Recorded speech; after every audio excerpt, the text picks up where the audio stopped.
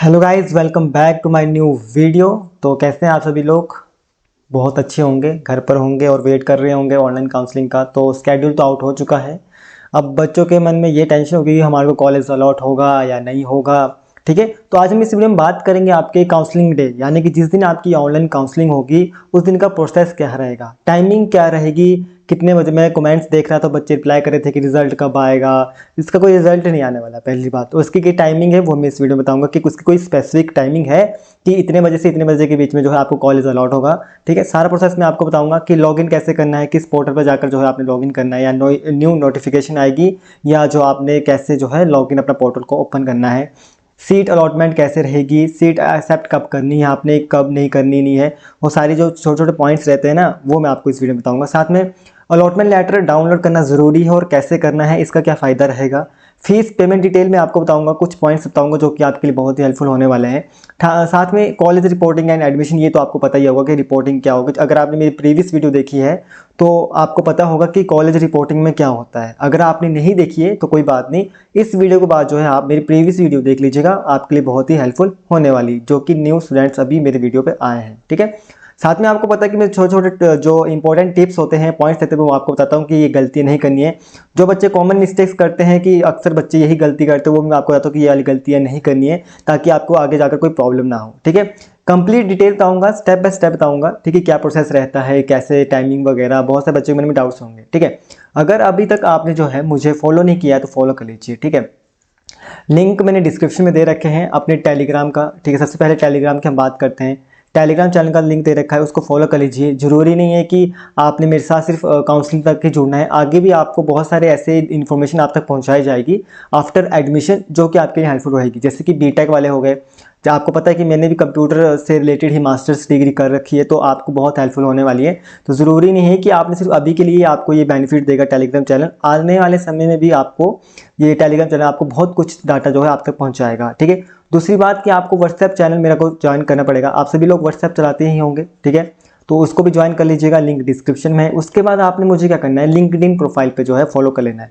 ठीक है, अभी मैं आपको बता दूं, बीटेक वाले बच्चे हो गए, एमसीए वाले हो गए, एमबीए वाले हो गए, अगर आपने अभी तक जो है लिंक्डइन इंस्टॉल नहीं किया है, उस पर अपनी प्रोफाइल नहीं बनाई है, तो मैं सबसे पहले यही बोलूँगा, जब आपकी एडमिशन हो जाएगी तो आप अपना लिंक्डइन जो है प्लेटफॉर्म जो है, यानी कि ऐप है, इसको इंस्टॉल करके अपनी जो है इसमें प्रोफाइल बना लीजिएगा। ठीक है, आपको आगे समय में बनानी ही पड़ेगी, तो आप पहले ही बना लीजिएगा। ठीक है, उसका चौथे नंबर पे आता है हमारा इंस्टाग्राम। ठीक है, अगर आप मुझे इंस्टाग्राम पर फॉलो करना चाहते हैं तो आप मुझे कर सकते हैं। आप इंस्टाग्राम पर जुड़कर मेरे जो है पर्सनल जो भी वीडियोज़ वगैरह रहते हैं कि मैं क्या करता हूँ क्या नहीं, तो आप मुझे इंस्टाग्राम पर जुड़कर मेरे साथ भी कनेक्ट हो सकते हैं। उसके बाद पाँचों आता है, अगर आप फेसबुक चलाते हैं तो फेसबुक पेज मैंने ऑलरेडी बना रखा है, तो आप मुझे फेसबुक पर भी जो है ज्वाइन कर सकते हैं। तो ये सारे सोशल मीडिया का अकाउंट्स हैं। इसके अलावा दोस्तों जो मेन पॉइंट है वो है मेरी वेबसाइट dvdigital.in। ठीक है, वीडियो शुरू करने से पहले मैं ये चीज़ें आपको इसलिए बता रहा हूँ क्योंकि ये चीज़ें आपको काम आएगी। जैसे कि ये जो मेरी वेबसाइट है, इस पर आपको बहुत सारा डाटा मिल जाएगा। कहाँ कैसा डाटा मिल जाएगा, एमसीए से रिलेटेड आपको डाटा मिल जाएगा, पीसीए से रिलेटेड आपको डाटा मिल जाएगा, आईटीआई से रिलेटेड आपको डाटा मिल जाएगा, इग्नू से रिलेटेड आपको डाटा मिल जाएगा, बहुत सारा इसमें डाटा मिल जाएगा। आने वाले समय में जो बीटेक वाले विद्यार्थी है उसमें उनके लिए भी डाटा जो है वहाँ पर आ जाएगा। ठीक, अभी भी है बीटेक वालों के लिए नोटिफिकेशन वगैरह हो गई, आप एक बार जो चेकआउट कीजिएगा dvdigital.in, लिंक डिस्क्रिप्शन में। ये मेरी अपनी ऑफिशियल वेबसाइट है। आप अगर मेरी वेबसाइट को विजिट करेंगे तो आपको सब कुछ पता लग जाएगा। यहाँ पर मैंने अपना व्हाट्सएप नंबर भी दिया है। कुछ बच्चे बोल रहे थे कि आपका व्हाट्सएप नंबर कहाँ है, तो अगर आप मेरी वेबसाइट को विजिट करेंगे तो वहाँ पर ही होम पेज के सबसे नीचे जो है मैंने व्हाट्सएप का लिंक दे रखा है, तो आप डायरेक्टली मेरे साथ व्हाट्सएप नंबर के जरिए भी कांटेक्ट कर सकते हैं अगर किसी ने कुछ डाउट पूछना हो। तो एक ये वेबसाइट होगी, बाकी ये प्लेटफॉर्म हो गए जो कि आपके लिए बहुत हेल्पफुल होने वाले हैं। आज के समय नहीं, आने वाले समय में भी आपके लिए बहुत ही हेल्पफुल होने वाले हैं।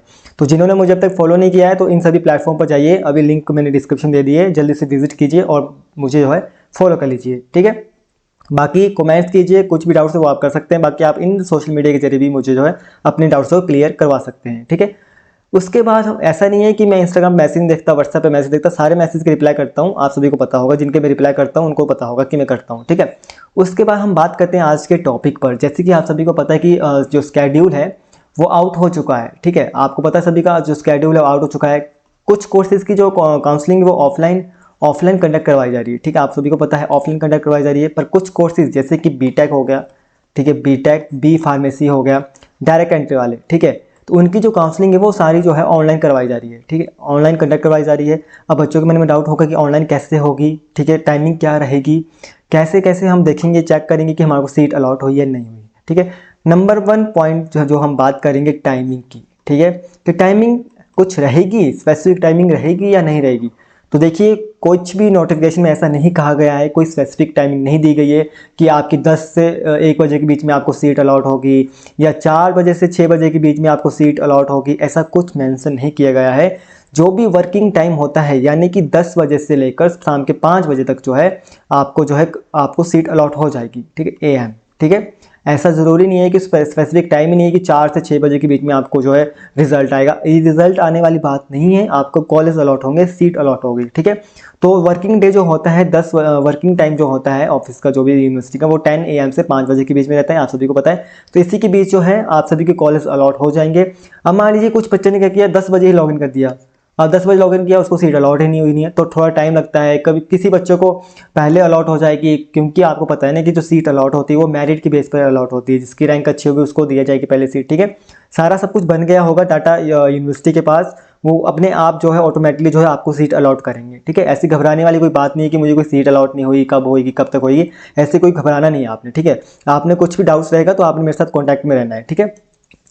तो 10 बजे से कभी भी आपको 11 बजे सीट अलॉट हो सकती है, 12 बजे हो सकती है, 1 बजे हो सकती है, 2 बजे हो सकती है, 3 बजे हो सकती है, 4 बजे हो सकती है, ऐसा कुछ नहीं है कि कोई स्पेसिफिक टाइम नहीं है। टाइम वर्किंग टाइम के बीच में कभी भी आपको जो सीट अलॉट हो सकती है, ठीक है। अब नंबर 2 पॉइंट जो मेन पॉइंट है, मेरी वीडियो को ध्यान से देखिएगा दोस्तों, अगर आपने स्पीड बढ़ानी तो आप स्पीड बढ़ा सकते हैं, ठीक है। मेरी वीडियो की लेंथ इसलिए ज़्यादा जाती है क्योंकि मैं हर एक चीज़ आपको क्लियर करवाता हूँ, आप सभी को पता होगा। नंबर 2 पॉइंट, और मेरे जो मैं बताता हूँ उनको ध्यान से सुनना होता है, ठीक है। देखिए दूसरा पॉइंट जो है आपका, अब सीट अलॉट हो गई आपको, ठीक है। जैसे कि आपको जब किसी बच्चे ने फॉर एग्जांपल किसी ने लॉगिन किया और उसको कॉलेज मिल गया, सीट अलॉट हो गई, ठीक है। अब उसके बाद का प्रोसेस क्या रहता है, ठीक है। अब इसके बाद क्या रहता है, अगर आपने सीट को एक्सेप्ट करना हो, ठीक है, तो आपको जो है वहाँ पर 3000 रुपीज़ जो है देने पड़ते हैं, ठीक है, सीट को एक्सेप्ट करने के लिए, ठीक है। जब आप ये पेमेंट कर देंगे फिर उसके बाद जो है आपको अलॉटमेंट लेटर मिलता है, ठीक है, जिसमें आपका कोर्स, आपका कॉलेज और आपकी जो एडमिशन की डेट होती है, रिपोर्टिंग डेट होती है, वो मेंशन की होती है। तो इसको आपने डाउनलोड करना है, ठीक है, ये ज़रूरी है। अगर आपने सीट एक्सेप्ट कर ली, जैसे ये 3000 है ना, तो बहुत प्रीवियस ईयर से 3000 रुपये ही लेते हैं, ये एक्सेप्ट करते हैं, ठीक है। और इस बार कुछ चेंज होगा मुझे तो लगता नहीं कोई चेंज होगा, ठीक है, वही रहता है, ठीक है। तो 3000 रुपये जो है आपके लगेंगे, याद रखिएगा, ठीक है।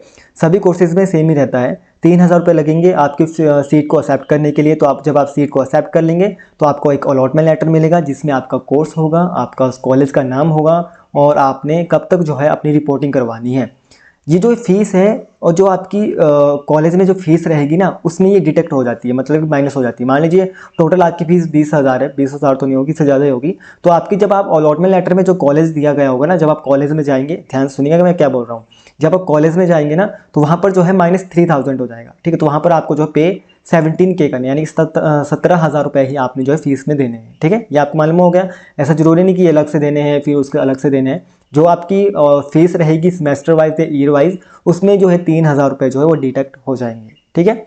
ये आपने ध्यान रखना है। तो ये हो गया जिन्होंने सीट एक्सेप्ट कर ली और जिन्होंने अपना कॉलेज में एडमिशन ले ली। अब यहाँ पर एक और केस आता है कि मान लीजिए आपने जो पहले नंबर पर जो आपको कॉलेज मिला वो आपको नहीं चाहिए, आप चाहते हैं कि मैंने सेकंड राउंड के लिए अप्लाई करना है, तो वही ऑप्शन होगा, ठीक है। मुझे अभी इतना मालूम नहीं कि क्या ऑप्शन रहेगा, पर जब आप लॉगिन करेंगे तो वहीं कुछ ऑप्शन होंगे कि आगे जाना है, अगले राउंड में जाना है, या कुछ भी होगा, वहाँ आपको लग जाएगा। पर आपने ऑप्शन को अच्छे से रीड करना है, ठीक है। तो वहाँ पर नेक्स्ट राउंड के लिए जो है ऑप्शन होगा, तो आप नेक्स्ट राउंड के लिए कर सकते हैं, ठीक है। अब मेन बात आती है कि अगर हम सीट 1 जो फर्स्ट राउंड में जो हमारे को सीट मिली है, अगर हम उसे एक्सेप्ट नहीं करेंगे, आता है ना आपके माइंड में क्वेश्चन डाउट्स आते होंगे कि जब हमें फर्स्ट राउंड में जो हमें सीट मिली है, अगर हम उसे एक्सेप्ट नहीं करेंगे तो क्या होगा, तो आपकी जो सीट मिली वो कैंसिल हो जाएगी। अब उसके चांसेस बहुत कम है कि वो आपको अगली बारी मिलेगी, ठीक है। तो अगर आपने अपने फर्स्ट राउंड में जो आपको सीट मिली है उसको आपने सिक्योर करना है, तो आपको जो है ये वाला प्रोसेस करना पड़ेगा, यानी कि आपको पहले अपनी सीट को एक्सेप्ट करना पड़ेगा, ठीक है, उसको सेव करने के लिए, और जाकर कॉलेज में जो है रिपोर्टिंग करवानी पड़ेगी, फीस पूरी जमा करानी पड़ेगी। अब रही बात कि सर हम तो यहाँ फीस सबमिट करा देंगे और सेकंड राउंड में जब हमारे को कॉलेज मिल गया, अब मुझे वही कॉलेज चाहिए था और वही कॉलेज मिल गया, तो वो फीस का क्या करेंगे, तो ये फीस होती है वो ट्रांसफ़र हो जाती है, ठीक है, ट्रांसफ़र हो जाती है या फिर वो फिर से आपको जो है आपके अकाउंट में आ जाती है, जैसे भी रहता है वो आ जाती है। वो इसका प्रोसेस आपको क्या कैसे पता लगेगा कि कैसे रहता है, वो आपको जहाँ जिस कॉलेज में आप जाएंगे उस कॉलेज में आपको बता देंगे, जो वहाँ पर क्लर्क वगैरह जहाँ पे आप फीस सबमिट करवाएंगे वो आपको बता देंगे इसका क्या प्रोसेस रहता है। ठीक है, ज़्यादा नहीं रहता नहीं है, तो टाइम लगता है। देखिए अब ट्रांसफ़र के लिए टाइम, ऐसे नहीं कि आपको इंस्टेंट जो है ट्रांसफ़र कर दी जाएंगी, नहीं, ऐसा मत सोचिएगा कि आपने फर्स्ट राउंड में आपको जो मिला उसको आपने रिपोर्टिंग करने गए और फीस सबमिट करा दी, सेकंड राउंड से पहले आप चले गए जैसे कि हमने कॉलेज दूसरा लेना है हमारे को वहाँ होगी। तो मुझे जितना लगता है कि एकदम से इंस्टेंट आपको ट्रांसफ़र नहीं होता, नहीं, शायद कुछ टाइम लगता है। अब मुझे हार्डली शायद 15 दिन लगते हैं या 1 महीना लगता है या 2 महीने, पर शायद 15 दिनों में हो जाता है। इसको आपको कंफर्म कैसे कर लगेगा पता, जब आप कॉलेज में जाएंगे रिपोर्टिंग करवाने। ठीक है, मैं इतना श्योर नहीं बोल सकता नहीं हूँ कि इंस्टेंट आपके ट्रांसफ़र हो जाती है फीस, नहीं। ठीक है, इस बात का आपने ध्यान रखना है। अगर आपके कोई नोन है जिस कॉलेज में आपने एडमिशन लेनी, तो आप वहाँ पर के क्लर्क से पता कर सकते हैं कि इसका अगर हम ऐसा प्रोसेस करें तो फीस कब तक जो है वो रिफ़ंड हो जाएगी। ठीक है, बाकी इसमें जो 3,000 रुपये होते हैं ना, शायद वो रिफ़ंड नहीं होते, नहीं है शायद, मे बी, जितना मुझे याद है। तो जो ये 3,000 रुपये होते हैं वो शायद रिफ़ंड नहीं होते, नहीं है। ठीक है, इसका आपने ध्यान रखना है। जब आप अलॉटमेंट लेटर को जब डाउनलोड करेंगे तो उसमें सारी इंस्ट्रक्शन लिखी होगी, तो आपने इंस्ट्रक्शन को अच्छे से रीड करना है। ठीक है, ये शायद बहुत सारे बच्चों के मन में डाउट था कि अगर हम फर्स्ट राउंड की सीट छोड़ देते हैं तो क्या वो मिलेगी, बहुत कम चांस है कि आपको मिलेगी। अगर आपने फर्स्ट राउंड की सीट को सिक्योर करना है तो ये वाला प्रोसीजर करना पड़ेगा, पहले सीट को एक्सेप्ट करना पड़ेगा, रिपोर्टिंग करवानी पड़ेगी, फीस सबमिट करवानी पड़ेगी।